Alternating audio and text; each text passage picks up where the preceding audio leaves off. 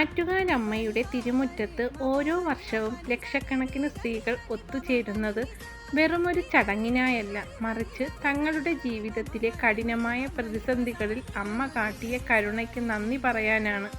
കുംഭമാസത്തിലെ കഠിനമായ വെയിലത്ത് ചുടുകല്ലുകൾ കൂട്ടി അടുപ്പുണ്ടാക്കി പൊങ്കാലയിടുമ്പോൾ ആരും തളർന്നു പോകാത്തത് അമ്മയുടെ ചൈതന്യം അവർക്ക് നൽകുന്ന കരുത്തുകൊണ്ടാണ്.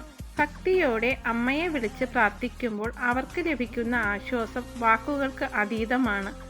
നാനാ തുറകളിലുള്ളവർ ഒരേ മനസ്സോടെ അമ്മേ ശരണം എന്ന് വിളിച്ച് പൊങ്കാല അർപ്പിക്കുമ്പോൾ അവിടെ ജാതിയോ മതമോ പദവിയോ തടസ്സമാകുന്നില്ല. ലോകത്തിലെ തന്നെ ഏറ്റവും വലിയ സ്ത്രീ സംഗമമായിട്ടും അവിടെ വലിയ അപകടങ്ങളൊന്നും സംഭവിക്കാതെ എല്ലാവരും സുരക്ഷിതരായി മടങ്ങുന്നത് അമ്മയുടെ കണ്ണുകൾ എപ്പോഴും തൻ്റെ മക്കളുടെ മേൽ ഉണ്ടെന്നതിൻ്റെ തെളിവായി ഭക്തർ വിശ്വസിക്കുന്നു. ഈ വിശ്വാസമാണ് തലമുറകളായി ആറ്റുകാൽ പൊങ്കാലയെ ഇത്രമേൽ പ്രശസ്തമാക്കുന്നത്. തൻ്റെ അടുക്കൽ വരുന്ന ഒരു മകനെയും മകളെയും അമ്മ കൈവിടില്ല എന്ന ഉറച്ച ബോധ്യമാണ് ഈ മഹാസംഗമത്തിൻ്റെ ജീവൻ.